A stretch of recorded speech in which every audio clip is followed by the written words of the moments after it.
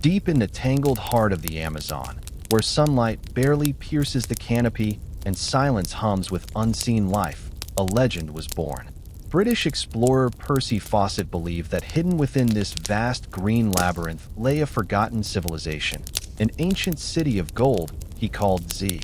Armed with maps, myths, and unshakable conviction, he led multiple expeditions into the jungle. In 1925, he vanished without a trace. No wreckage, no remains, just whispers in the trees. Was he killed by hostile tribes? Lost to the wild? Or did he find the city and choose never to return? Nearly a century later, the jungle still guards its secrets, and Fawcett's fate remains one of history's greatest mysteries. In the early decades of the 20th century, the Amazon River basin was a world that seemed as boundless and unfathomable as the ocean. Stretching across 9 countries, veiled in endless canopies of green, and threaded with rivers that flowed like veins of liquid silver, the Amazon was both a paradise and a nightmare to outsiders. To the indigenous peoples who had lived there for millennia, it was home, alive with spirits, memories, and ancestral knowledge. But to European explorers, it was a labyrinth of danger and allure, a place where one might stumble upon wonders unseen by the Western eye, or vanish forever into its maw. It was into this green abyss that Lieutenant Colonel Percy Harrison Fawcett, a soldier-turned-explorer, marched with a vision so consuming it would ultimately devour him. Percy Fawcett was not an ordinary man. Born in 1867 into a family steeped in the traditions of the British Empire, he carried the dual weight of expectation and curiosity. His father had been a member of the Royal Geographical Society, and his older brother Edward was a novelist and Orientalist. Young Percy inherited from both a restless imagination and a taste for adventure. Tall, wiry, and disciplined, he cut the figure of a man who belonged in places where others feared to tread. By the time he entered the Amazon, he was already a seasoned explorer who had mapped vast swaths of South America for the Royal Geographical Society, often under conditions that broke weaker men. The Amazon, however, was unlike any frontier he had ever encountered. Its immensity dwarfed human ambition, its flora and fauna an ever-present reminder of man's fragility. There were insects whose bites carried fever, rivers infested with caimans and piranhas, tribes wary of intrusion, and diseases that seeped into one's blood with lethal efficiency. Yet for Fawcett, these dangers were not deterrents, but confirmations that he had come to the right place. If the forest was this hostile, perhaps it was also hiding treasures that demanded such ferocity to protect them. Fawcett's fascination with the Amazon crystallized around a single idea: the existence of an ancient, lost city deep within the jungle. He called it simply Z, a name stripped of ornament but heavy with mystery, a cipher for a dream. He believed this city was evidence of a sophisticated civilization that had thrived long before European contact, one whose ruins remained concealed beneath vines and roots. His conviction was not born of fantasy alone. He drew upon fragments of colonial records, tales from missionaries, indigenous oral traditions, and his own discoveries of pottery, earthworks, and mounds that hinted at forgotten grandeur. While many in the scientific establishment dismissed such notions, arguing that the Amazon was too inhospitable to support complex societies, Fawcett insisted otherwise. To him, the jungle was not a void but a cradle of civilizations that had yet to be rediscovered. The year was 1906 when Fawcett embarked on his first assignments in South America, mapping disputed territories between Brazil, Bolivia, and Peru. These expeditions were brutal. Men fell to disease, supplies ran out, and the jungle devoured equipment as swiftly as it swallowed men. Yet Fawcett's meticulous reports, his ability to endure conditions that unhinged others, and his uncanny navigation skills earned him respect.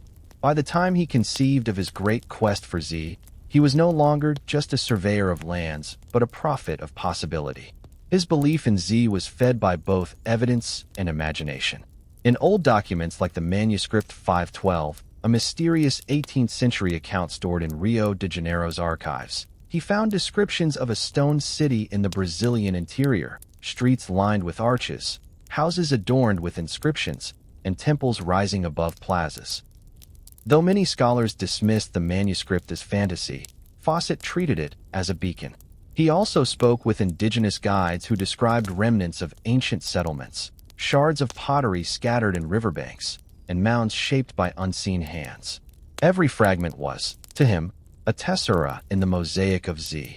But to speak of Z was to invite skepticism. The Royal Geographical Society respected Fawcett's contributions, but whispers grew that he was chasing mirages. Newspapers, however, loved the idea.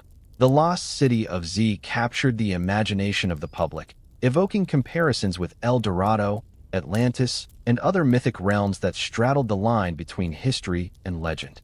In the salons of London and the streets of Rio, Fawcett became both admired and ridiculed, a man who might be remembered as either a visionary or a fool. Still, Fawcett pressed forward, not merely out of ambition but from a sense of destiny. He believed that Z was not only real, but that it held lessons for modern humanity. In a world hurtling toward mechanized warfare and industrial alienation, perhaps this lost civilization could remind mankind of a different path, one in harmony with nature, resilient and wise. His conviction was almost spiritual, blending Victorian confidence with mystical reverence. Thus the stage was set: a man, a dream, and a jungle that could consume them both. The story of Percy Fawcett and the lost city of Z would become one of history's great enigmas, for it was not merely about whether a city existed in the Amazon. It was about the human hunger for discovery, the fine line between obsession and purpose, and the price paid when one dares to chase visions into the green abyss.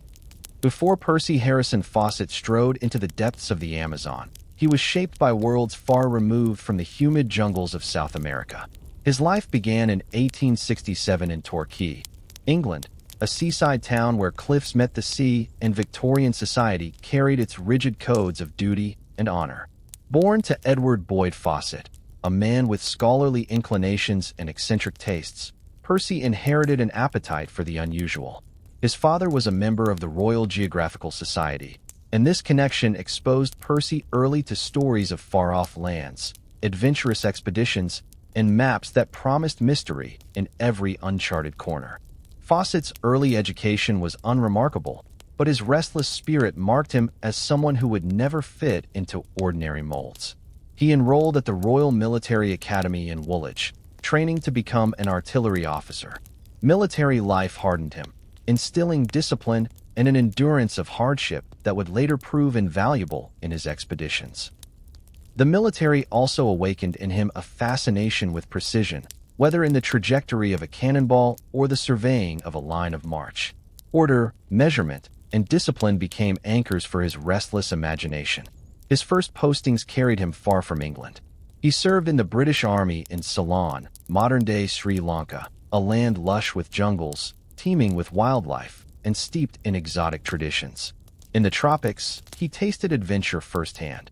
He trekked through forests alive with elephants and leopards, studied ancient ruins, and conversed with locals whose oral traditions spoke of forgotten times.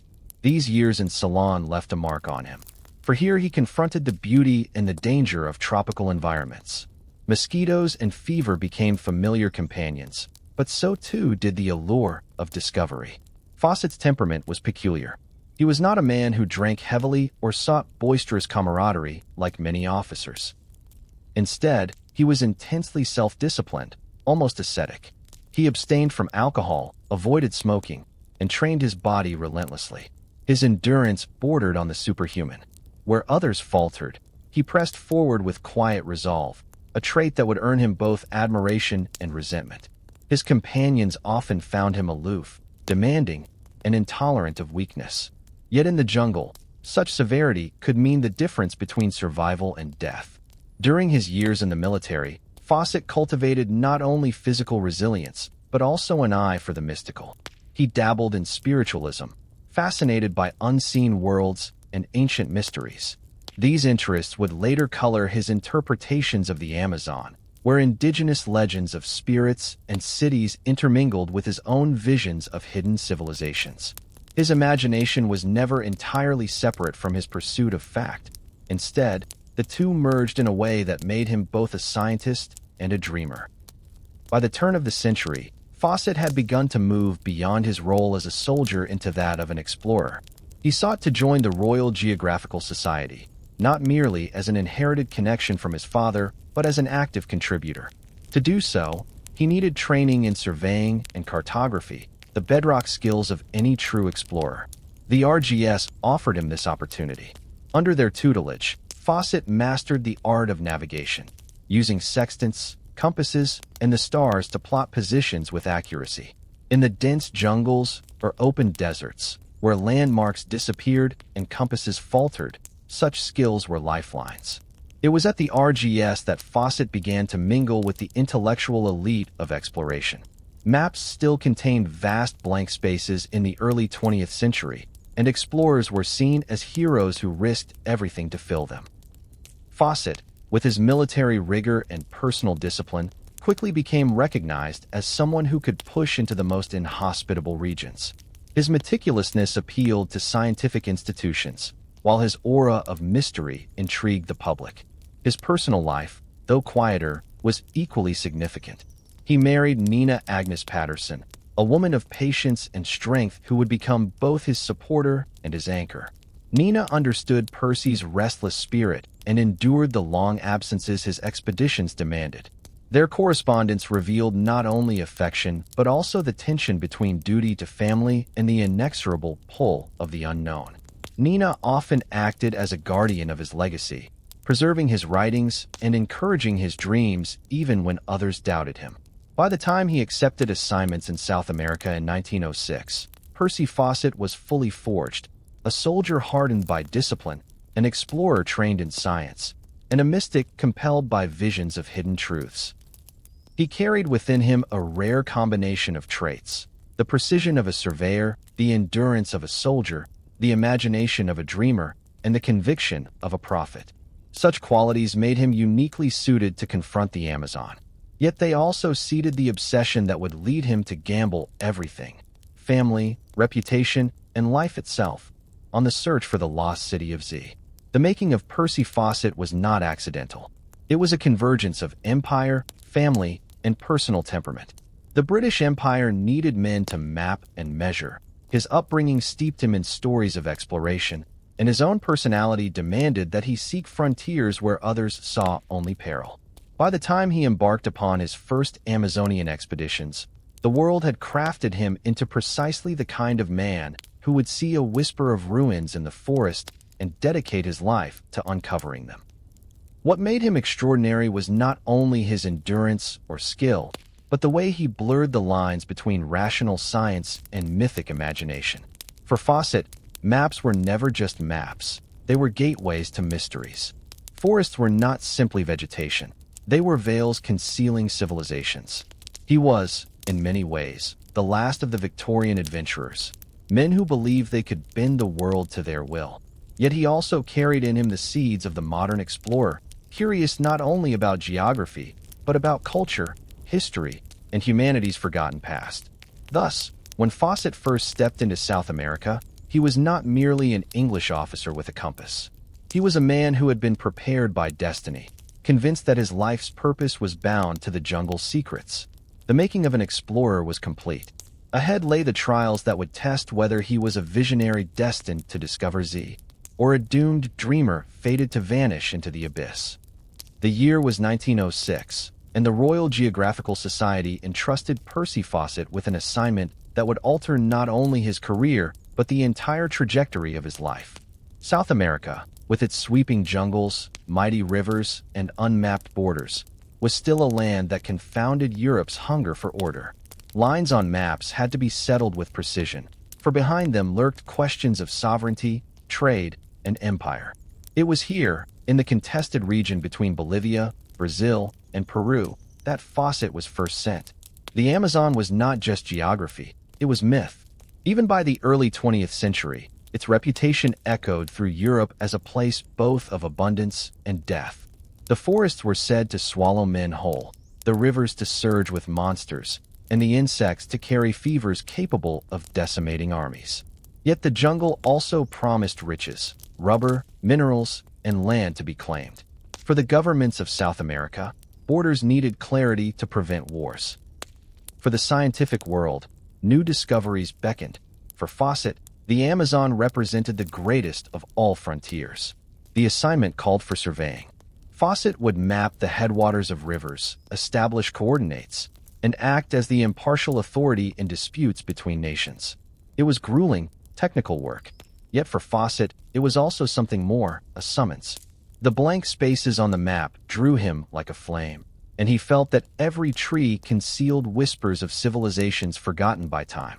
From his very first journey, Fawcett was both enthralled and tested.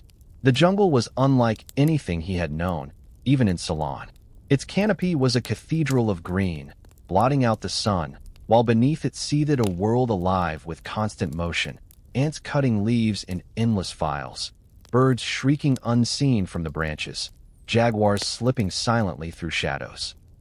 The air itself seemed thick, a living substance heavy with moisture, where sweat never dried, and every breath carried the scent of decay and growth intertwined.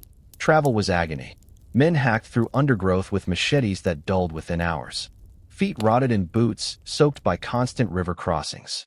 Clouds of mosquitoes rose with every step, bringing fever, while ticks and leeches clung to flesh with merciless persistence. Yet through all this, Fawcett pressed forward, unyielding. His discipline, no alcohol, no indulgence, no complaints, kept his party alive where others might have succumbed. He demanded the same of his men, brooking no weakness. To him, survival required purity of mind and body. Yet even amidst hardship, wonders appeared. He recorded plants unseen in Europe, animals of startling beauty, and tribes whose presence hinted at the vast tapestry of humanity interwoven with the land. These encounters planted in Fawcett's mind the seed of something extraordinary. If such variety of life thrived here, why not the remnants of an ancient civilization? In the villages he visited, Fawcett often noted fragments of pottery, carvings, or rumors of stone structures deeper in the forest.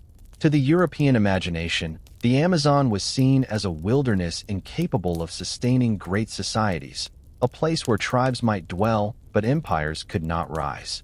Yet Fawcett, with his keen eye and openness to myth, was not so certain. He had read accounts from conquistadors who claimed to have seen cities of splendor, their streets lined with gold and temples rising above the canopy. Most dismissed these as exaggerations or fabrications of desperate men, but Fawcett wondered, what if even a fragment of truth lingered in those tales? The hardships of surveying did not deter him. Rather, they forged his obsession. Each expedition strengthened his belief that somewhere in the Amazon lay evidence of a lost world. In letters home, he spoke with growing conviction, hinting at discoveries he could not yet fully articulate. His wife Nina encouraged him, even as she fretted over his safety. To her, Percy was not simply a soldier with a compass. He was a man touched by destiny. The call of the Amazon grew louder with every step he took through its depths. While his official duties ended with carefully drawn maps and boundary lines, his heart carried away something greater, a vision of possibility. He began to sketch in his mind the outlines of what he would later call simply Z, a city of stone, hidden beneath vines, the remnant of a civilization that history had forgotten. That vision was not born in a single flash of inspiration, but grew gradually, nurtured by every broken shard of pottery, every whispered legend, every encounter with tribes who spoke of ancestors living in great settlements long ago. The jungle, far from being empty, seemed to pulse with memory. By the end of his first expeditions, Fawcett had earned a reputation for resilience. Few men could endure what he had and return with maps so precise, notes so meticulous, and a body still intact. The Royal Geographical Society praised him, and governments in South America welcomed his impartial judgment. But for Fawcett, the true prize was not recognition. It was the conviction that he was standing at the edge of one of history's greatest secrets. The Amazon had called, and he had answered. Now it whispered of a destiny greater still.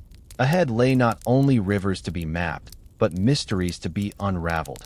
Mysteries that would consume his life, captivate the world, and lead him into the heart of darkness from which he would never return. The seed of obsession does not always sprout in grand revelations. Sometimes it begins with the smallest of details, fragments overlooked by others, but gathered by a mind unwilling to dismiss them. For Percy Fawcett, the first tangible hints of what he would come to call the city of Z emerged like faint brushstrokes on a canvas, shards of pottery, whispers from tribes, stray lines in forgotten chronicles. To many, these were trifles. To him, they were the beginnings of a map that pointed toward destiny. The Amazon, in the early 20th century, was a paradox. To Europeans, it was often described as a green hell, too vast, too hostile, too chaotic to sustain advanced civilization. The prevailing belief in anthropology and geography was that the soil, depleted by the constant leaching of rain, could not support large settlements. The jungle, they said, was incapable of feeding great cities. But Fawcett's eyes told him otherwise. He had seen the ingenuity of indigenous farming, the richness of fishing grounds, and the sheer abundance of life. If nature could thrive here so ferociously, why not humanity? One clue came from his encounters with tribes along the rivers. While many villages were simple, constructed of wood and thatch, Fawcett occasionally stumbled upon artifacts that did not belong to the ephemeral architecture of the rainforest. In one village, he was shown fragments of blackened pottery of unusual craftsmanship, intricate patterns etched into the clay, suggesting not mere utility, but artistry. In another, he found stone tools that seemed too finely shaped to match the crude instruments expected of nomadic tribes. Most tantalizing of all were the stories. Elders spoke of ancestors who had lived in vast settlements, where the earth was raised into great platforms and the riverside bustled with activity. To European ears, these were myths. To Fawcett, they were oral histories echoing across centuries. In London, while reviewing archives, Fawcett came across accounts that only deepened his conviction. He read of Francisco de Orellana, the Spanish conquistador who in the 1540s journeyed down the Amazon and claimed to have seen cities stretching along the riverbanks, with plazas, temples, and roads. His reports were ridiculed for centuries as exaggerations born of desperation. Yet Fawcett, poring over these documents, saw truth concealed beneath the dust of skepticism. He noted details too consistent to dismiss, descriptions too vivid to ignore. Could Orellana's El Dorado have been real, not a kingdom of gold, but a civilization of stone and earthworks hidden beneath the jungle? Another thread came from maps. Fawcett, with his surveyor's eye, detected anomalies. Old Portuguese charts hinted at settlements in areas now marked as blank. In a Jesuit manuscript, he found references to a lost city somewhere in the Mato Grosso region of Brazil. The coordinates were vague, and the text veiled in religious language, but Fawcett was skilled at reading between lines. He began to imagine that all these disparate hints converged not into fantasy, but into evidence. The idea of Z crystallized gradually. For Fawcett, Z was not merely a golden city in the style of fairy tales. It was a civilization that had mastered the jungle, one that left behind remnants overlooked by conquerors and erased by time. He believed that Z would prove that the Amazon was not a wilderness devoid of greatness, but a cradle of societies equal in grandeur to those of the Inca, the Maya, or Egypt. And in proving this, he would rewrite history itself. Skeptics abounded. Among his colleagues at the Royal Geographical Society, many dismissed his theories as romantic indulgences.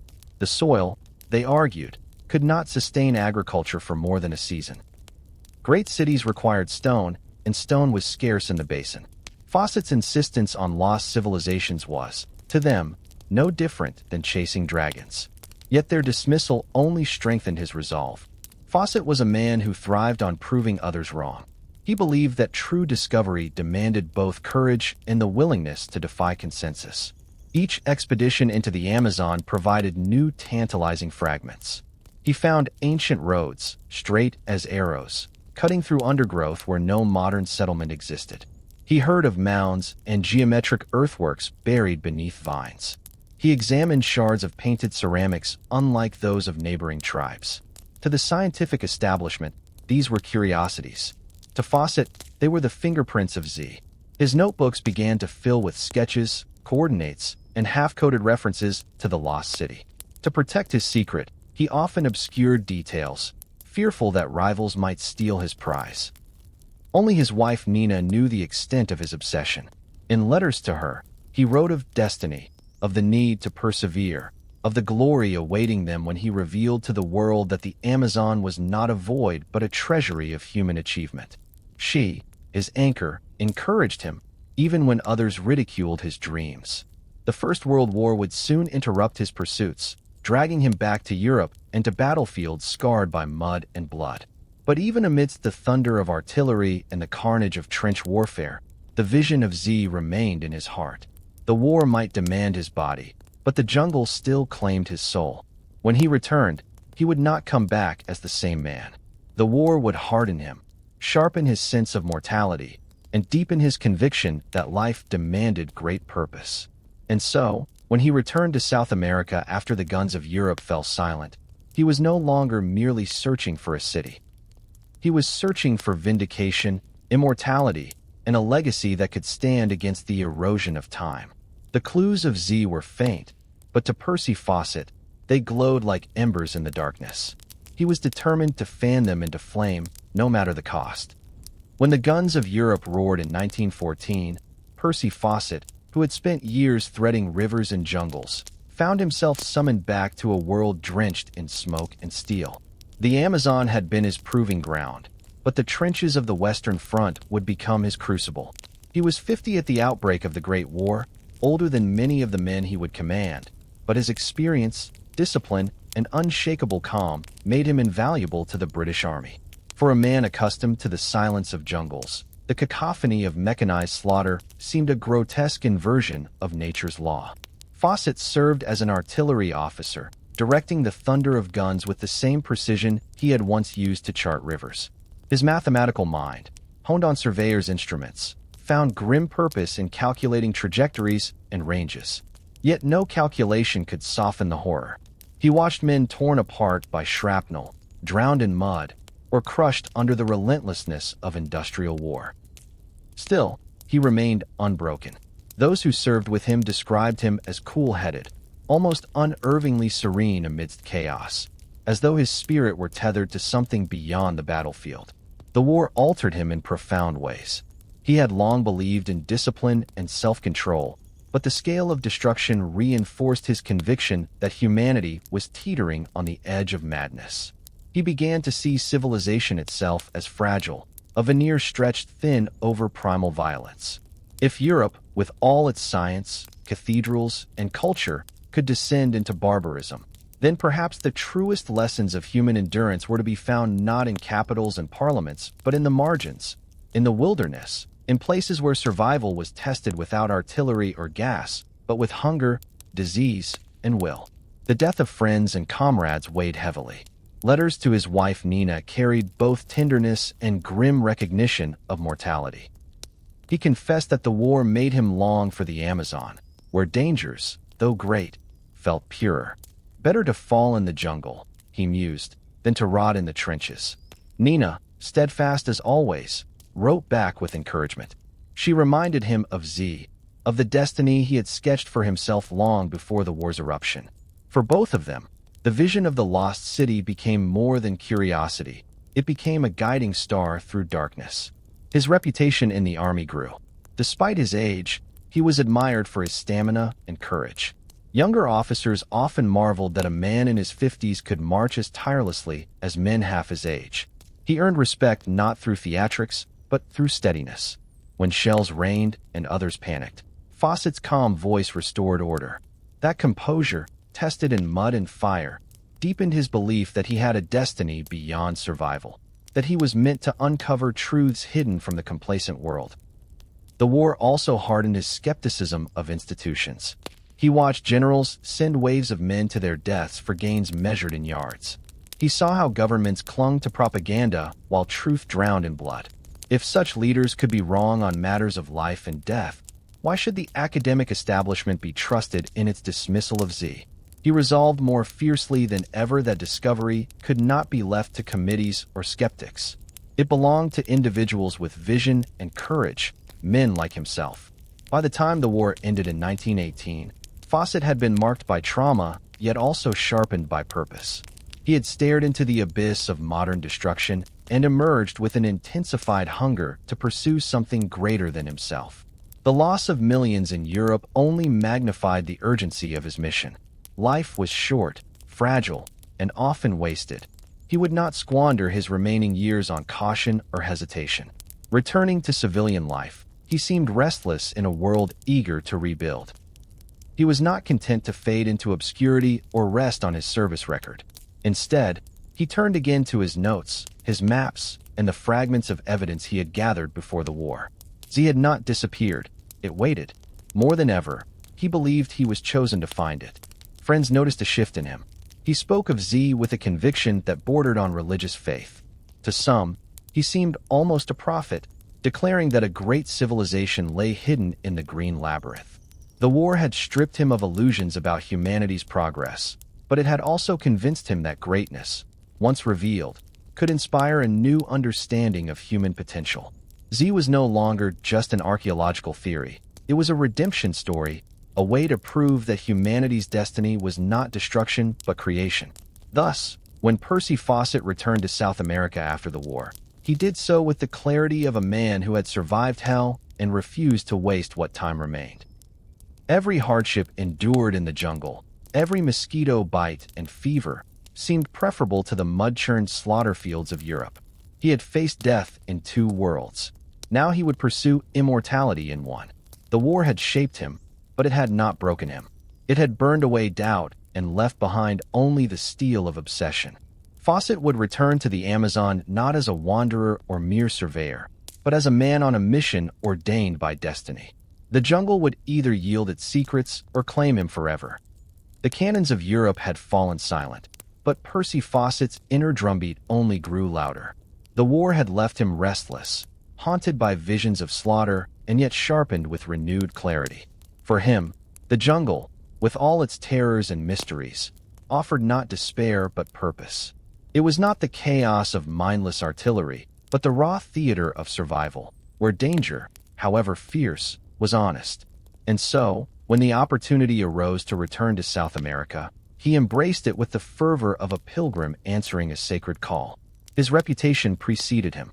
To the Royal Geographical Society, he was no longer just the eccentric surveyor who had trudged through swamps and rivers, but a decorated officer, a man proven under fire.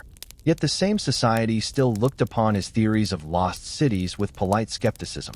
Archaeology at the time leaned heavily on dismissals. The Amazon, they said, was a green desert, incapable of sustaining large civilizations. The very idea of Z was treated as romantic fancy. Fawcett, however, believed differently, and his conviction had only hardened. In 1920, Fawcett once more set foot on the steaming soil of Brazil. He carried with him notebooks, maps, a compass, and above all, a vision that had grown luminous through years of obsession. The war had convinced him that time was fleeting, and if greatness was to be found, it must be sought without hesitation. He was older now, past 50, but his wiry frame and iron will betrayed no sign of surrender to age. In fact, his survival of the trenches made him seem ageless, as though danger itself preserved him. From Rio de Janeiro he traveled inland, moving by train and riverboat, the lush landscapes closing in as civilization fell away behind him. Each village he passed whispered of the unknown, of vast stretches of wilderness where maps dissolved into blank space. It was there, he believed, that Z awaited. He wrote to Nina with fervent promises, his words filled with devotion not only to her, but to the destiny that bound them both. Nina, steadfast as ever, encouraged him, though she must have sensed that the jungle claimed more of her husband than she ever could. This time, Fawcett did not journey merely to chart borders or rivers for governments. He returned as a seeker of truth. And the jungle, as though sensing his renewed purpose, seemed to reveal both beauty and menace in heightened measure. Jaguars prowled the edges of his campsites. Mosquitoes rose in clouds that blackened the air. At night, the cries of howler monkeys echoed like mournful trumpets, and the rivers shimmered with unseen predators. Yet to Fawcett, these were not deterrents, but guardians of a treasure too long hidden. He met with indigenous tribes, conversing through gestures, translators, and patience. Some were wary, others curious, and a few hinted at stories that deepened his faith. He heard of great stone cities swallowed by the jungle, of roads paved long before Europeans arrived, of traditions that spoke of ancestors who had lived in organized settlements now lost to the green abyss. Though filtered through myth, these accounts felt to him like echoes of Z. He listened with reverence, unlike many Europeans who dismissed indigenous testimony as superstition. For Fawcett, such tales were not folklore but fragments of a vast forgotten history. The logistics of exploration weighed heavily. Supplies were scarce, funding uncertain. His expeditions often relied on the charity of governments or wealthy patrons who gave reluctantly, skeptical of his aims. Yet his charisma and quiet authority drew supporters nonetheless. Those who met him often spoke of his gaze, piercing, unwavering, as though he saw beyond the present moment into some larger design. It was this certainty that compelled others to follow him, even when the jungle threatened to devour them whole. But returning to the jungle after years away was not without shock. He found that the Amazon had changed. Rubber booms had risen and collapsed, leaving behind broken settlements and desperate men. Disease still stalked the rivers, and everywhere, he sensed the encroachment of outsiders who stripped the land of wealth without reverence. In his writings, he lamented this plunder, insisting that the greatest treasures of the Amazon were not its rubber or minerals, but its lost civilizations and the wisdom they embodied. As he pushed further inland, his obsession with Z grew. He refined his theories, poring over fragments of maps, Portuguese colonial records, and the testimony of explorers who had glimpsed stone ruins but never returned. To him, the evidence was irrefutable. Z was real, and it lay waiting to be discovered in the unexplored reaches of the Mato Grosso or beyond. There is something there, he declared. It will not hide forever. For Fawcett, returning to the jungle was more than continuation, it was escalation. He no longer saw himself as merely charting blank spaces on a map. He was stepping into destiny, convinced that his survival of war and wilderness alike marked him as chosen. Each mosquito bite, each fever, each hardship was a price willingly paid. He would not falter. By the early 1920s, whispers of his conviction began to ripple through Europe and America. Journalists wrote of his theories, painting him as both visionary and madman. To the public, his expeditions had the allure of romance. The last true adventurer, braving jungles not for empire but for truth. Children read of him in magazines, dreaming of distant forests where a hidden city of gold might still gleam beneath the trees. Yet behind the allure lay a man whose obsession consumed him. The jungle was no longer merely a place, it was a destiny. As he carved his way deeper into the heart of South America, Fawcett was aware that his time was limited, not by age alone, but by history itself. The world was modernizing, borders closing, and wilderness shrinking. Soon, he feared, there would be no more blank spaces left to explore. If Z was to be found, it had to be found now, before the modern world consumed even the myths. Thus, Percy Fawcett returned to the jungle as a man transformed, carrying the scars of war and the weight of destiny. He was not merely exploring. He was pursuing immortality. The jungle, vast and unyielding, stood before him like a cathedral of secrets.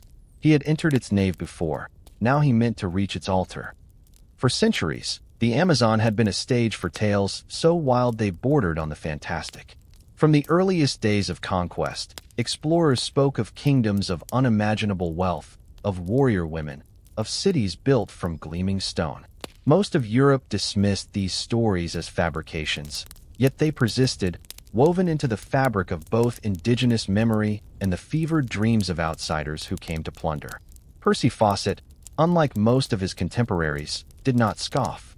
He listened, he recorded, and from the fragments, he began to shape the outline of something larger, the myth that would become Z. The genesis of his obsession was not one single tale, but a chorus of voices stretching across cultures and centuries. Colonial records told of Spanish conquistadors who spoke of El Dorado and other cities of gold deep within the forest. Portuguese settlers left letters and journals describing ruins glimpsed through the foliage, remnants of stone walls where no European hand had built. Fawcett read these with an intensity bordering on reverence. He did not see exaggeration. He saw testimony distorted by fear and greed. He believed that where there was smoke, there was fire, and beneath the embellishments lay a truth too stubborn to die. In the villages where he rested between grueling marches, he heard local elders speak of ancient ancestors who built roads of stone and crafted pottery in styles unlike any living people. Some told of vast plazas now buried under vines, where rituals once brought together entire communities. Others spoke of riverside fortresses, abandoned yet still standing, as if waiting for their builders to return. Fawcett, ever attentive, treated these stories as fragments of a puzzle scattered across time. What distinguished him from so many other explorers was his capacity to hold belief without demanding proof on European terms. He did not insist that indigenous accounts fit neatly into Western categories of evidence. He accepted them as they were, recognizing them as echoes of a history too vast to have been entirely erased. "The voice of the jungle," he once wrote, "is carried through its people." Over time, his notebooks became a tapestry of myth and fact, maps and stories, speculation and conviction. He wrote of a city he called Z, not as a whimsy, but as a logical conclusion. The Amazon, he argued, was not an endless green void incapable of sustaining life. The very fertility of its rivers, the abundance of its resources, and the sophistication of indigenous practices suggested otherwise. Why should great civilizations not have thrived here, as they had along the Nile, the Tigris, or the Yangtze? The absence of ruins above ground did not prove they never existed. It merely revealed the power of the jungle to reclaim what humans left behind. The Royal Geographical Society remained skeptical. Scholars in London and Lisbon dismissed his theories as fantasy, relics of conquistador imagination. To them, the Amazon was a graveyard of European ambition, a place where men chased phantoms and perished in the mud. But Fawcett was undeterred. He saw in their skepticism the same blindness that had once mocked those who believed in Troy or Mycenae until ruins were unearthed. History, he argued, was full of rediscoveries that had once been dismissed as myth. Yet for all his growing certainty, the myths themselves shifted like mist. Each account varied. Some spoke of golden cities, others of stone temples, others of vast networks of roads and fortifications. Fawcett sifted through them, discarding what seemed to him the noise of exaggeration while clinging to the consistent core. That something had once existed in the depths of the forest, something vast and organized. He believed Z was not a city of gold, but of stone, a metropolis whose sophistication would rewrite history. In his more poetic moods, Fawcett described Z almost as a living presence. To him, it was not merely a destination, but a symbol of human endurance and ingenuity, hidden in the most forbidding wilderness. He wrote of it as if it were calling him, beckoning across centuries. The myths, in his mind, were not mere stories. They were signals, clues left for those determined enough to follow them. And yet, there was danger in this shaping of myths into destiny. His peers worried that his imagination was overtaking his reason, that he was seeing what he wished to see. Indeed, critics accused him of building castles in the air, of confusing faith with fact. But to Fawcett, the line between the two was immaterial. Faith, he declared, is the precursor to discovery. Without it, no great explorer would ever have set sail, scaled mountains, or mapped the unknown. By the early 1920s, Z had grown in his mind from hypothesis to near certainty. His journals reveal a man whose vision blurred the line between explorer and prophet. He did not merely believe in Z. He was convinced that he had been chosen to find it. The myths, in their persistence, seemed to affirm this. If so many generations had spoken of lost civilizations, then surely their memory pointed to something real. Thus the myth of Z took shape, not as a fantasy, but as a destiny. For Fawcett, it was not enough to study the jungle. He must answer its call. And as he prepared for what would become his most fateful expedition, he carried with him not only maps and compasses, but also the weight of centuries of stories, waiting to be proven true.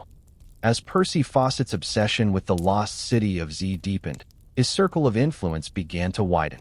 In salons, lecture halls, and newspapers across Britain, the tale of a mysterious metropolis hidden in the Amazon sparked both awe and ridicule. Fawcett, with his reputation as a seasoned explorer and his magnetic storytelling, found eager listeners who longed for adventure in an era increasingly defined by industrial monotony. But admiration was shadowed by suspicion. His vision was bold, but to many, it was also dangerously romantic. Among his most steadfast allies was his wife, Nina. Far from being a passive bystander, she shared in his convictions. She pored over his maps, transcribed his notes, and defended his theories when others dismissed them as fanciful. She believed, perhaps more than anyone else, that he was destined to uncover Z. In her eyes, his calling was almost spiritual, and she became his voice of reassurance when doubt threatened to overwhelm him. To Nina, their sacrifices, years apart, financial instability, constant worry, were the price of destiny. In the intellectual sphere, Fawcett's ideas resonated with a small but passionate group of believers. Some were fellow explorers who recognized in his words the spark that had once driven them into uncharted lands. Others were dreamers, scholars, and financiers who saw in Z the possibility of rewriting history. They pointed to the discoveries of Troy by Heinrich Schliemann and Machu Picchu by Hiram Bingham as evidence that legends often masked reality. If ancient myths had proven true before, why not again? Yet for every supporter, there were skeptics waiting with sharpened pens. The Royal Geographical Society, once the institution that had celebrated Fawcett's courage, grew uneasy with his increasingly mystical tone. To them, his theories lacked the rigor of empirical science. The notion that a great city could thrive in the hostile Amazon, where disease, poor soil, and unrelenting humidity seemed to thwart large populations, was considered implausible. Prominent voices dismissed his vision as the delusions of a man seduced by the jungle. The scientific community was equally divided. Anthropologists pointed out that indigenous groups in the Amazon lived in small, scattered communities, not vast urban centers. Botanists and geographers argued that the region's environment could not sustain large-scale agriculture, let alone monumental architecture. Critics accused Fawcett of ignoring the evidence before his eyes in favor of rumors and legends. Some whispered that his endless search for Z was less about discovery and more about ego, a desire to etch his name among the immortals of exploration. But what irritated his detractors most was his secrecy. Fawcett, ever protective, revealed little of his maps or sources. He feared that rivals might steal his glory, retrace his steps, and claim the prize. This guardedness, though perhaps wise in a competitive field, bred mistrust. Scholars accused him of cloaking conjecture and mystery, of building a myth rather than uncovering a truth. His refusal to disclose details only hardened their skepticism. Outside the world of academia, however, the public was entranced. Newspapers eagerly printed his dispatches, framing him as a modern knight-errant marching into the green abyss. To a generation still reeling from the devastation of the First World War, his quest for Z offered a narrative of hope and wonder. Where the war had shown humanity's capacity for destruction, Fawcett's expeditions promised the possibility of hidden marvels. Adventure clubs raised money, wealthy patrons offered funds, and young men wrote to him pleading to join. The myth of Z was no longer his alone. It had become a cultural phenomenon. In the United States, interest was especially strong. American investors, inspired by tales of lost civilizations and potential riches, considered funding his expeditions. Newspapers across the Atlantic carried stories of the British Indiana Jones long before such a character existed on film. To them, Fawcett embodied a vanishing archetype, the lone explorer who braved the world's last frontiers. But even among admirers, unease lingered. Some questioned his ability to survive repeated journeys into the deadly jungle. Others worried about the toll on his family, who endured long absences and financial strain. Nina's unwavering faith in her husband did little to quiet whispers that he was dragging himself, and those who followed, toward inevitable tragedy. The tension between allies and skeptics only fueled Fawcett's resolve. Each doubter, each dismissive article, seemed to harden his belief that he was on the cusp of vindication. They laughed at Columbus, he reminded audiences. They scoffed at Schliemann. Yet history proved them right. He was determined that history, too, would one day prove him right. Still, cracks in the foundation of his support began to show. Former allies withdrew their backing, weary of his secrecy. Institutions cut funding, doubting his methods. Yet others, captivated by his charisma, redoubled their commitment. The polarizing effect of his quest mirrored the duality of Z itself. Was it a dream or a destiny, a mirage or a masterpiece buried under vines? By the early 1920s, Fawcett stood at a crossroads. Surrounded by loyal believers on one side and cutting skeptics on the other, he prepared to stake his life, his legacy, and perhaps his family's future on the greatest expedition of all. Allies would cheer him on. Skeptics would sharpen their pens. And deep within the Amazon, the jungle remained silent, guarding its secrets as it always had. In 1925, Percy Fawcett made the decision that would define not only his life, but also his legacy. He would return to the Amazon one final time. Unlike earlier expeditions, this journey was to be different. It was not reconnaissance, not speculation, but a deliberate attempt to reach Z. He declared that he would either succeed or vanish in the attempt. To him, there could be no middle ground. The Amazon loomed before him like both a promise and a curse. He knew its dangers better than most. The impenetrable walls of foliage, the serpentine rivers where crocodiles lurked, the swarms of insects that could drive men mad, the specter of disease that struck without mercy. Yet to Fawcett, these were not deterrents, but thresholds to be crossed. The forest, he once wrote, yields its treasures only to those who give themselves to it wholly. He was prepared to do exactly that. His expedition was small by design. He believed that lean parties stood a better chance of survival than cumbersome armies of porters. With him went his son Jack, 21 years old, and Jack's close friend Raleigh Rimmel. Both young men were full of idealism, eager to test themselves against the last blank spaces on the map. Fawcett saw in their youth not recklessness, but purity, untainted by cynicism.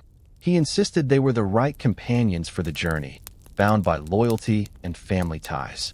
Supplies were modest: hunting rifles, machetes, compasses, hammocks, medicines, and rations sufficient to begin the trek. Fawcett carried his notebooks, his maps, and his conviction. Critics scoffed at the simplicity of his preparations, calling them inadequate. But he believed that survival lay not in equipment but in knowledge. How to move quietly, how to respect the forest, how to live off its abundance without angering it. On April 20th, 1925, the party departed from Cuiabá, a frontier town in Brazil, cheered by onlookers who saw them off as if they were knights embarking on a holy quest. The world watched closely. Newspapers published his dispatches, turning his journey into a serialized adventure for readers thousands of miles away. To many, it was a thrilling spectacle. To others, a slow-motion tragedy in the making. The march was grueling from the start. Paths dissolved into mud, rivers had to be forded with makeshift rafts, and the jungle closed in like a living wall. Days blurred into nights of ceaseless insect bites and stifling humidity. Yet Fawcett pressed on with unshakable determination. Jack and Raleigh, though exhausted, drew strength from his conviction. He spoke often of Z, of its streets of stone, its plazas shaded by trees, its wisdom preserved through centuries. For him, every hardship was proof that they were drawing closer to destiny. Along the way, they encountered indigenous tribes. Some were wary, others openly hostile. Fawcett, however, insisted on approaching with respect. Unlike many explorers who relied on violence, he offered gifts, spoke gently, and sought dialogue. His reputation had preceded him in some areas, and he was recognized as a figure who approached differently than most outsiders. To his companions, these encounters were tense moments. To Fawcett, they were affirmations that the jungle did not wish to repel him, only to test his resolve. Weeks turned into months. They crossed rivers choked with floating vegetation, trekked through plains where jaguars prowled, and climbed ridges that revealed nothing but endless green horizons. The deeper they went, the more the outside world faded. Letters stopped arriving, news stopped flowing. They were now swallowed by the forest, living only in the present, their past and future suspended. In his journals, Fawcett wrote of omens. Strange birds with metallic cries circled overhead. He noted peculiar mounds of earth that seemed too regular to be natural. He believed these were signs, remnants of forgotten civilizations hidden under centuries of soil and growth. Jack and Raleigh listened with awe. their faith bolstered by his unwavering belief. Yet beneath the optimism lay tension. Supplies dwindled faster than expected. Food became scarce, and they relied increasingly on hunting and foraging. Illness flared, dysentery, fever, infections. Raleigh grew gaunt. Jack pushed himself beyond exhaustion, and even Fawcett, hardened though he was, felt the weight of the ordeal. But still he pressed on. To turn back now was unthinkable. By May, they had reached the upper reaches of the Xingu River, a region where few Europeans had ventured. It was here that Fawcett believed Z awaited them. In a final letter sent with Indian carriers, he wrote reassuringly to Nina, "You need have no fear of any failure." His words carried both confidence and foreboding, as though he sensed the precipice on which he stood. The world waited, eager for news. Weeks passed, then months. Silence grew louder with each passing day. Fawcett, Jack, and Raleigh had disappeared into the green abyss, leaving behind only speculation. Had they been killed by hostile tribes? Had disease claimed them? Had the jungle swallowed them whole? Or had they, against all odds, found Z and chosen to remain within its embrace? No one knew. What was certain was that they had crossed a threshold from which they would never return. Their story, once one of exploration, had now become one of mystery. When Percy Fawcett, his son Jack, and Raleigh Rimmel vanished into the unbroken heart of the Amazon in 1925, the world held its breath. At first, the absence of news was hardly surprising. Communication from such regions was always erratic, and delays were expected. Weeks could pass without word, and then, suddenly, a messenger might appear carrying a letter written on damp paper, smudged by rain but alive with detail. Fawcett himself had warned that silence should not be mistaken for disaster. But as spring turned to summer and then autumn, silence deepened into unease. The last letter Fawcett had sent to Nina, his wife, in May had been full of reassurance. You need have no fear of any failure. Yet by late 1925, no further word arrived. The jungle, it seemed, had swallowed them whole. In London, newspapers turned the silence into headlines. Each day, speculation mounted. Were they captives of a hostile tribe? Had fever carried them off? Or, most tantalizingly, had they succeeded, stepping into a city so wondrous that they chose never to return? The public fascination was electric. For readers weary of the grim weight of post-war reality, Fawcett's disappearance was both a tragedy and a romantic mystery. His image, sunburnt, lean, with eyes alight with purpose, appeared on front pages, framed by bold letters that declared the lost explorer or the man who went in search of El Dorado. The narrative was irresistible, a man who had dared to defy the limits of geography, who now existed somewhere between myth and martyrdom. The Royal Geographical Society, though skeptical of his theories, could not ignore the uproar. Inquiries were made. The Brazilian government, anxious about foreign explorers disappearing in its vast interior, offered cautious assistance. Soon, expeditions were mounted to find him. These were not merely rescue missions. They were driven by curiosity, pride, and the promise of glory. Whoever found Fawcett, or the ruins he sought, would claim a place in history. The first expeditions that followed his trail were often poorly prepared, lured more by romance than realism. Adventurers plunged into the rainforest with insufficient supplies, underestimating its merciless demands. Many never returned. Others staggered back with tales of starvation, fever, and encounters with wary tribes. Some claimed to have found Fawcett's bones, only to later admit their evidence was inconclusive. The search for Fawcett became as dangerous as the quest for Z itself. Rumors swirled with the speed of wildfire. One report insisted that he had been killed by an indigenous tribe, his bones scattered in the forest. Another claimed he had found the city he sought and was now living as its adopted king. Some stories even alleged that he had renounced civilization altogether, choosing instead to dwell among the tribes who respected his gentler approach. With every year that passed, the mystery grew. Nina refused to believe he was dead. To her, Percy was not a man easily undone by hardship. She clung to the conviction that he had found what he sought. Letters she received from sympathizers across the world only strengthened her hope. Some spiritualists even claimed to have contacted him beyond the veil, sending messages that he was alive, in another realm or hidden kingdom. While many dismissed these claims as fantasy, they kept his legend alive, blurring the line between truth and myth. Meanwhile, the Amazon continued to exact its price on would-be rescuers. At least a dozen expeditions went in search of him in the decade following his disappearance, many meeting grim fates of their own. Journalists died of fever, explorers vanished, and soldiers were killed in skirmishes. The jungle gave no answers, it only expanded the silence. The tragedy was that Fawcett's disappearance overshadowed his life. His years of cartography, his dedication to diplomacy with indigenous tribes, his reputation as one of the last great explorers, these were now eclipsed by the single fact of his vanishing. Yet perhaps this was what he wanted. To vanish was, in its own way, to become eternal, untethered from the limitations of time and mortality. As the 1930s dawned, the search began to take on a life of its own. Treasure hunters invoked his name to secure funding. Dreamers followed his trail, armed with maps he had once drawn, convinced that they would succeed where he had failed. Each return to the forest became both a continuation of his quest and a reenactment of his fate. The silence surrounding Percy Fawcett became a mirror into which the world projected its desires, for discovery, for myth, for meaning. He had set out in search of a city, but in vanishing, he created something perhaps greater, a story that refused to die.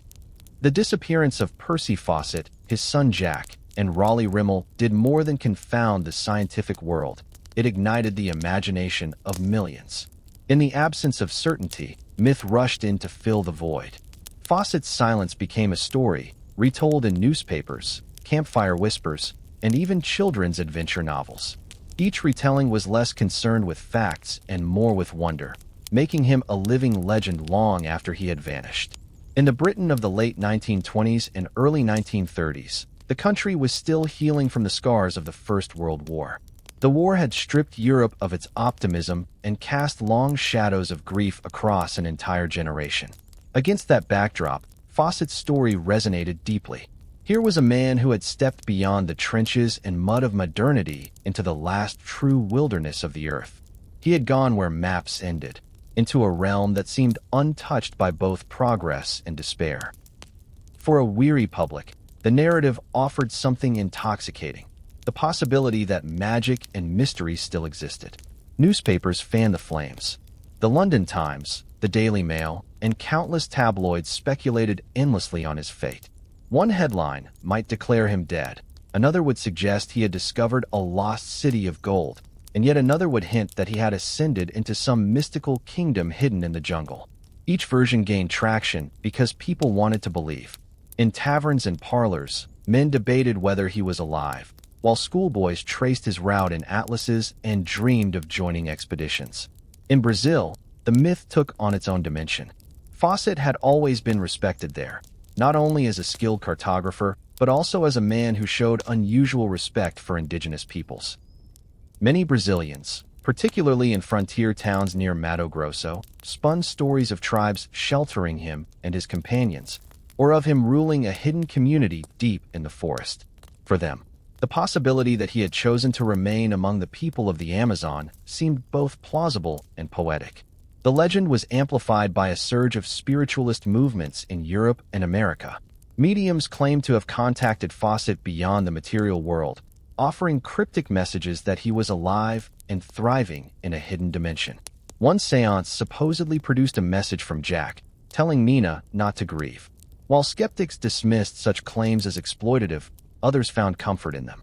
In a world still reeling from death on a mass scale, belief in contact with the departed was widespread. Fawcett, as both hero and ghost, became an icon of spiritual yearning. Writers capitalized on the mystery.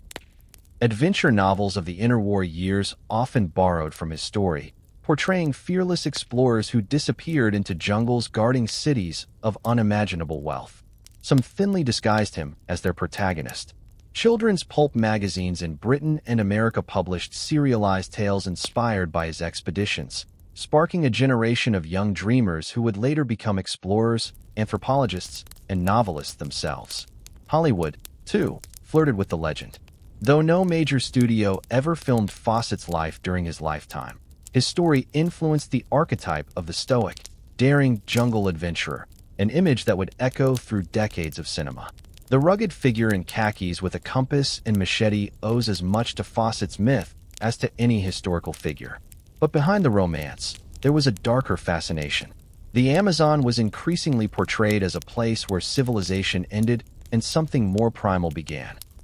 To vanish there was not merely to die, but to dissolve into mystery.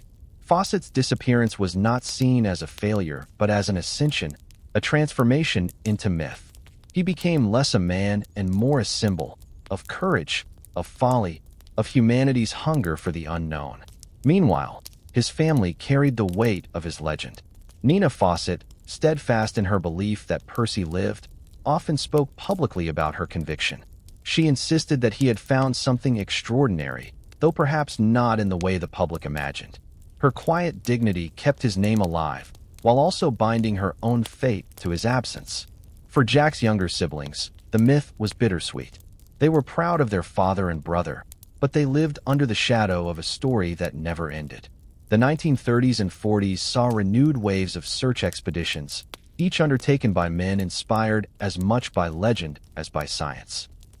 These seekers entered the jungle armed not only with compasses and rifles, but also with the dream of fulfilling what Fawcett had begun. Some returned with fragments of bone, artifacts, or testimony from tribes claiming to have seen strangers pass through years earlier. None brought the clarity the world longed for. The mystery of Z was thus preserved. By the time the Second World War erupted, Fawcett's story had passed into cultural memory. To many, he was the last of a breed, the noble adventurer, fearless, enigmatic, willing to stake his life for discovery. His silence was his immortality. It is in this silence that his legend found its true power. For legends thrive not on certainty, but on questions left unanswered. Fawcett had given the world a gift far more enduring than maps or reports: the eternal hunger for the unknown.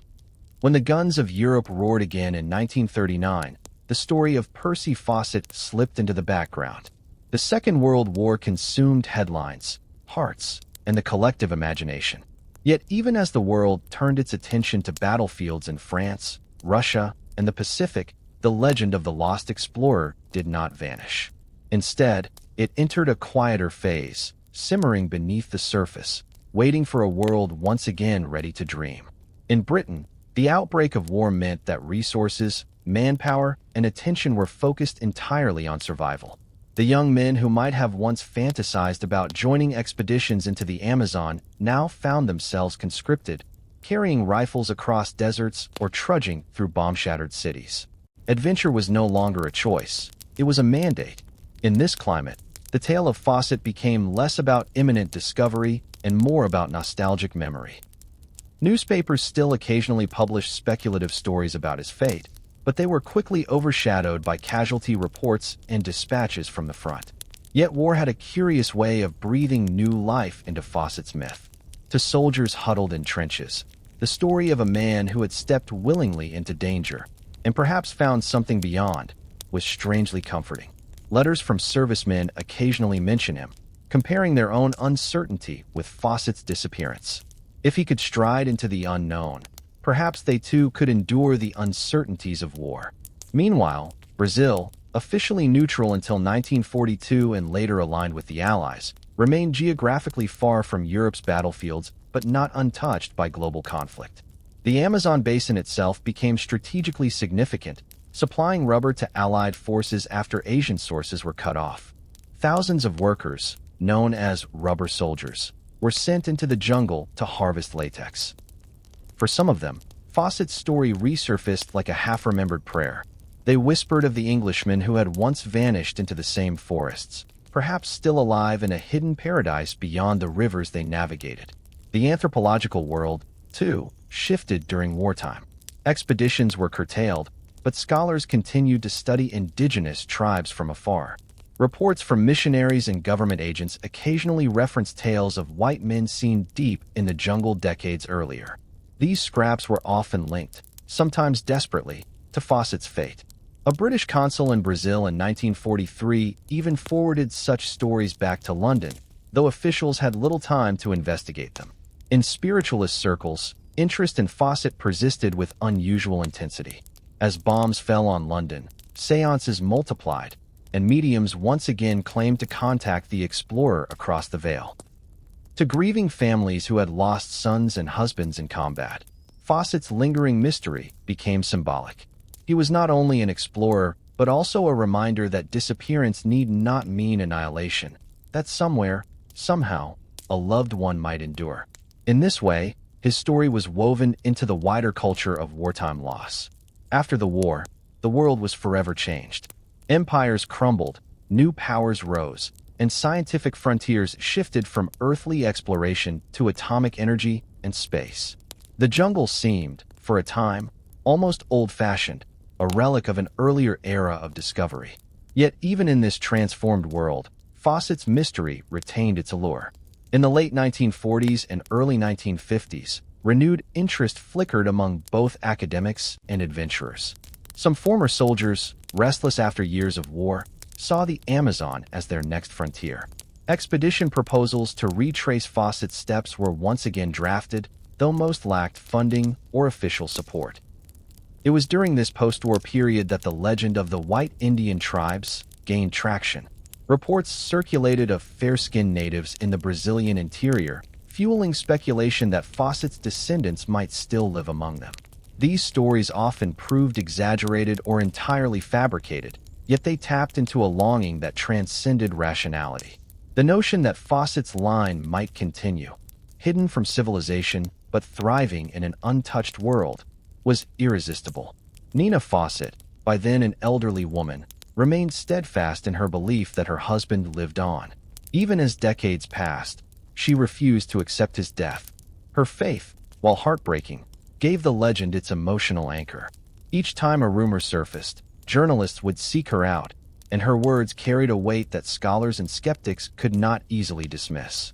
Her unwavering devotion allowed the mystery to retain its dignity, keeping it from fading entirely into tabloid fantasy.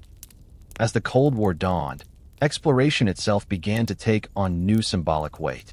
Just as astronauts would later represent national pride, explorers of the Amazon symbolized something primal, mankind's confrontation with the Earth itself. Fawcett's disappearance was retold in lectures, books, and magazines as a parable of courage and obsession. To a generation that had seen so much destruction, his story became a quieter, almost spiritual form of heroism. He had not killed nor conquered, but sought to uncover, to understand, to believe. By the early 1950s, the world had changed, but Fawcett's trail had not grown entirely cold. It still flickered in the minds of dreamers, adventurers, and scientists who wondered whether the jungle yet guarded its secrets. The war had dulled the immediacy of his disappearance, but it had not erased its power. If anything, the decades of silence deepened the mystery, making his fate seem less like an unsolved case and more like a permanent legend. In the shadow of global conflict, the world had learned a grim truth, that entire cities could be reduced to rubble overnight, that nations could disappear. Against such devastation, Fawcett's silence seemed almost merciful, an absence not caused by bombs, but by the eternal embrace of the unknown. His story, half forgotten yet never gone, lingered like the jungle itself, vast, patient, and waiting. The world that emerged from the ashes of the Second World War was one both more technologically advanced and more restless than ever before. Air travel, radio communication, and advances in cartography promised that the Earth could be measured and known with increasing precision. Yet, paradoxically, the legend of Percy Fawcett grew even larger in this era, precisely because he had vanished into a place that still resisted modern instruments. The Amazon remained an expanse where maps contained blank spaces, and in those spaces, the myth of the lost city of Z flourished. By the 1950s, new expeditions were mounted, led not by aristocratic dreamers or colonial officers, but by journalists, adventurers, and occasionally academics who sought fame as much as knowledge. One of the most determined was George Dyett, who had actually attempted a search in 1928, not long after Fawcett vanished. Dyett's efforts had yielded nothing but rumors and conflicting testimony. Yet his account, published in books and serialized in magazines, ensured that the mystery never drifted out of public consciousness. Now, Younger men sought to retrace the same path, convinced that fresh eyes and better technology might succeed where their predecessors had failed. Among the seekers was a Brazilian journalist named Edmar Morel, who collected testimonies from indigenous groups claiming to have seen white men in the jungle decades earlier. There were also scattered reports of tribesmen who spoke of a tall, older man with piercing blue eyes, a description that could only remind listeners of Fawcett. Each tale was passed from campfire to newsroom, growing in richness with each retelling. For some, these rumors were confirmation that Fawcett had indeed found Z and chosen never to return.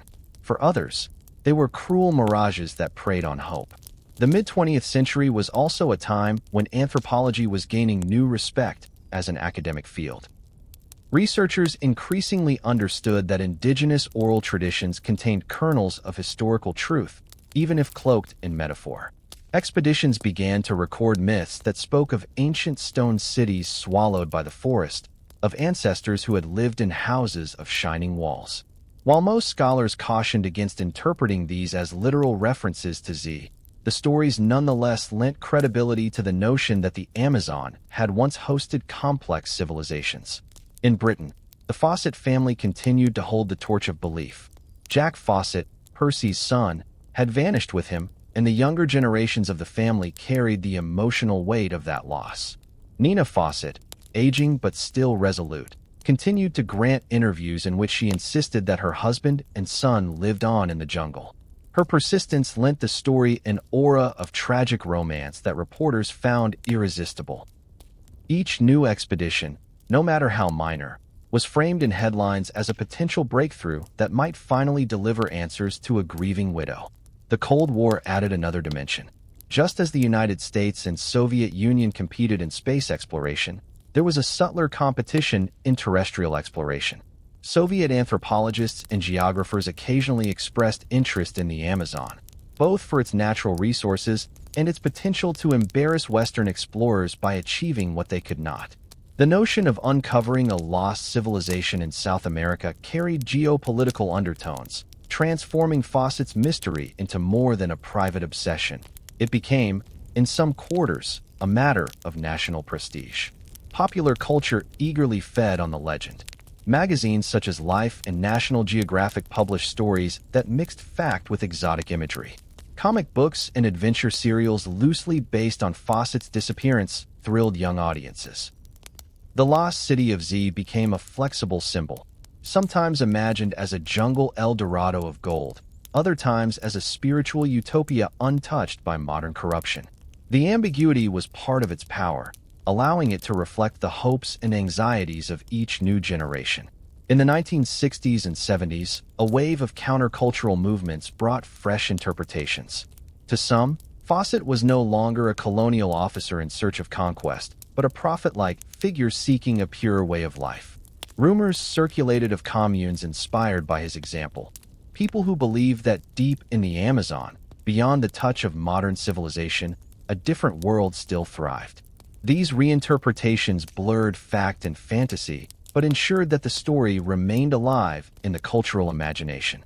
At the same time, serious scientific research began to challenge the old orthodoxy that the Amazon had always been a counterfeit paradise, a land too poor in soil to sustain complex societies. Archaeological discoveries of geoglyphs, intricate earthworks, and pottery fragments hinted at pre-Columbian civilizations that were far more advanced than previously believed. Though none directly confirmed Fawcett's Z, they suggested that his intuition, that something grand and forgotten lay hidden, might not have been entirely misplaced. For those who ventured into the jungle, however, the dangers remained unchanged. Expeditions continued to be plagued by disease, accidents, and sometimes fatal encounters with hostile environments or tribes defending their lands. Each failure added to the legend's aura of unattainability, reinforcing the idea that Z was not merely a place, but a trial, a test that no outsider could pass. By the end of the 20th century, Fawcett's story had become a paradox. As science advanced, his myth seemed less credible, yet more alluring. The jungle was increasingly penetrated by satellites and airplanes, yet the very idea that one man might still be out there, hidden from all this technology, carried a defiant appeal. In an age when mysteries were vanishing, his disappearance became the most enduring mystery of all. The seekers of the modern era did not find him, nor did they find Z. But in their failures, they ensured that his story did not die. Each attempt, each rumor, each discovery of a shard or a tale of a white stranger among the tribes renewed the cycle. Fawcett had become less a man than a mirror, reflecting whatever the world most longed for at any given moment: adventure, escape, proof of utopia, or simply the stubborn endurance of mystery. The jungle held its silence, and in that silence, the legend endured, eternal as the canopy itself. As the 20th century gave way to the 21st, the myth of the lost city of Z entered a new phase. No longer confined to the imaginations of adventurers or the longings of grieving families, it became the subject of rigorous scientific inquiry. Archaeologists armed with satellites, LiDAR scanning, and new methodologies began to peel back the canopy of the Amazon, revealing not just isolated discoveries, but patterns, evidence that vast and complex human societies once flourished where skeptics had insisted none could. For decades, the prevailing orthodoxy had been that the Amazon was what some scholars dismissed as a counterfeit paradise. The soil, they argued, was too poor in nutrients to sustain dense populations or monumental architecture. Cultures could exist there, yes, but only small, transient ones, eking out precarious lives on the margins of nature's bounty. Percy Fawcett had been derided by these same voices, portrayed as a romantic whose dreams were incompatible with science. Yet in the 1990s and early 2000s, the forest began to yield secrets that forced a re-evaluation of this narrative. Geoglyphs, vast geometric earthworks carved into the landscape, were discovered when deforestation exposed patterns previously hidden beneath trees. These formations, sometimes spanning hundreds of meters, suggested not temporary camps but deliberate, organized, and large-scale construction. Similar discoveries of terra preta, or black earth, revealed that ancient Amazonians had engineered fertile soil through charcoal, bone, and organic waste. This soil could retain nutrients and sustain agriculture for centuries. It was not an accident of nature but a human achievement, indicating that ancient societies had transformed the jungle to suit their needs. Satellite imagery and later LiDAR, light detection and ranging, deepened the revelations. Archaeologists identified networks of causeways, plazas, and even what appeared to be urban grids beneath dense jungle canopy. Suddenly, the Amazon no longer seemed an impenetrable wilderness, but a landscape shaped by human ingenuity. Theories emerged suggesting that millions of people might have lived there before European contact, their civilizations collapsing under waves of disease brought by early explorers. If true, this meant the forest itself was a palimpsest, its greenery covering the ruins of forgotten worlds. The implications for Fawcett's legend were profound. Scholars who once dismissed his dream of Z as fantasy began to wonder if, in his intuition, he had glimpsed a truth. While the city he sought may never have existed exactly as he imagined, paved in stone, filled with gold, or standing like an Amazonian Rome, the evidence suggested that urban-scale civilizations had indeed thrived in the region. Fawcett, derided as a delusional mystic, could now be recast as a visionary who had sensed the echoes of a reality yet to be uncovered. Still, the line between myth and science remained blurred. Indigenous oral traditions continued to tell of ancient cities and powerful ancestors, stories that resonated with the new archaeological evidence. Where once scholars might have dismissed such traditions as folklore, they now approached them with fresh respect, understanding that memory could preserve truth across centuries, even if cloaked in metaphor. Perhaps the shining cities of legend were real, their brilliance not literal gold but the glow of fires, markets, and plazas that had once pulsed with life. Yet, even as science drew closer to validating the possibility of Z, Fawcett himself remained elusive. His bones had never been found, his fate never confirmed. Expeditions continued to speculate. Had he been killed by hostile tribes? Had he succumbed to fever? Or had he, as his wife Nina so fervently believed, found refuge in a hidden society and chosen to remain? The unanswered questions kept the story alive, a mystery science could not resolve with LiDAR or carbon dating. The legacy of Z also extended beyond archaeology. In literature, film, and popular imagination, it became emblematic of the eternal human drive to seek what is hidden. Explorers and writers framed it not only as a physical city, but as a metaphor for ambition, obsession, and the thin line between vision and madness. Each new scientific discovery added nuance to the myth, but never dispelled it. In the end, Z became two things at once: a place that might have existed, evidenced by the traces of ancient Amazonian civilizations, and a symbol that could never be fully pinned down. Its dual nature ensured its immortality. For scientists, it was a question of soil samples, aerial scans, and excavation. For dreamers, it was still a shimmering promise in the green depths, always a little further ahead, always just out of reach. As the 21st century marched forward, the Amazon's fragility became clearer. Deforestation, mining, and climate change threatened to erase not only its ecosystems, but also the archaeological treasures still buried beneath its canopy. The race to uncover the truth of Z became not just a matter of curiosity, but of urgency. To save the future of the rainforest might also mean preserving the traces of its past. In that urgency, Percy Fawcett's obsession found a strange vindication. He had believed the jungle was more than the world allowed it to be, and science, a century later, was beginning to agree. The lost city of Z, whether real in stone or eternal in myth, remained what it had always been: a challenge to the human imagination, and a reminder that the world still holds secrets for those who dare to seek them. In April 1925, Percy Fawcett, his son Jack, and Jack's friend Raleigh Rimmel set out from Cuiabá, Brazil, with little more than a few pack animals, a handful of supplies, and their unyielding conviction. Unlike earlier expeditions funded by institutions or supported by long trains of porters, this one was deliberately lean. Fawcett believed stealth and simplicity would protect them from both the dangers of the jungle and the suspicion of indigenous tribes. "If we go quietly, respectfully, we will be accepted," he wrote. He intended to disappear into the forest not as a conqueror, but as a guest. The small party carried few weapons, some tins of food, hammocks, and a sextant. Their letters, sent back during the early stages, radiated optimism. They described good health, the kindness of local tribes, and steady progress toward the mysterious region Fawcett called the Great Unknown. Yet behind these letters, there was also an air of finality, as though Fawcett knew this march might be his last. He instructed his wife Nina not to worry if she heard nothing for a year or more. "If anything happens to me," he had once told her, "know that I am with my dream." The trio advanced deeper into Mato Grosso, leaving civilization behind. Villages grew sparse, trails vanished, and rivers twisted into mazes of uncertainty. Fawcett's last known letters, dated May 1925, spoke of excitement as they reached the fringes of uncharted territory.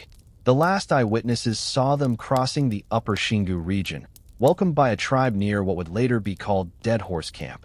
Beyond that point, no trace of them was ever confirmed. Speculation filled the void left by their disappearance. Some believed they had been killed by hostile tribes, citing rumors of attacks in the region.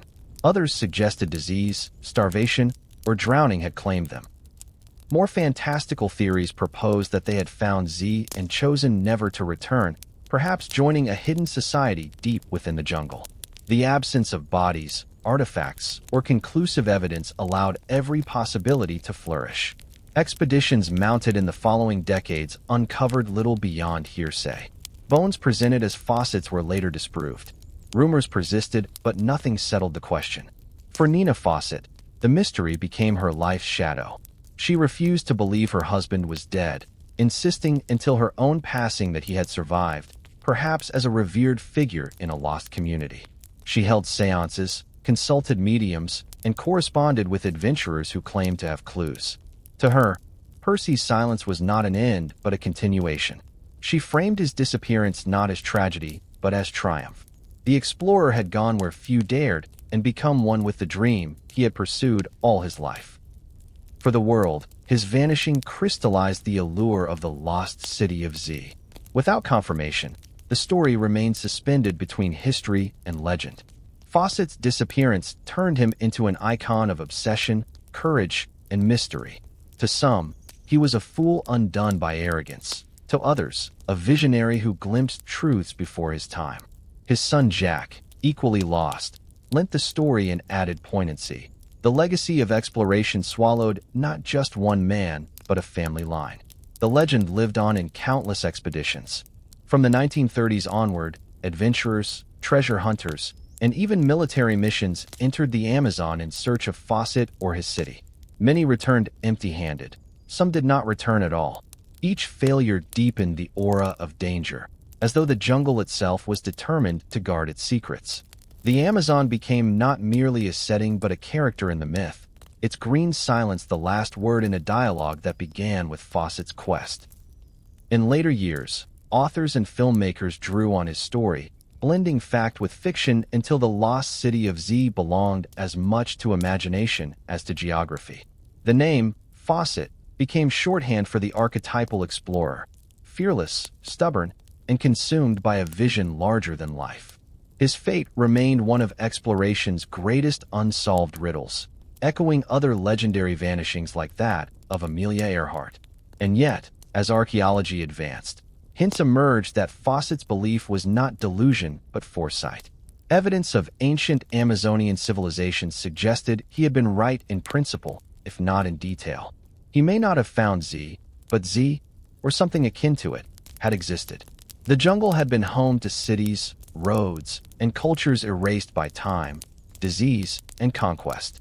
Fawcett, for all his eccentricities, had placed his finger on a truth hidden from his contemporaries. Thus his last march became more than a disappearance.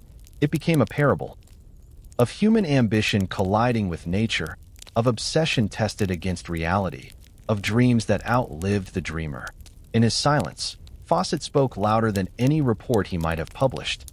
He left the world not with answers, but with a question, and in that question lay immortality. The lost city of Z endured, not merely as a ruin waiting to be found, but as a symbol of humanity's restless hunger for the unknown. Percy Fawcett, Jack, and Raleigh vanished into the jungle, but in doing so, they ensured that the dream of discovery would never die. When Percy Fawcett disappeared into the Amazon, he carried with him more than a compass and a dream.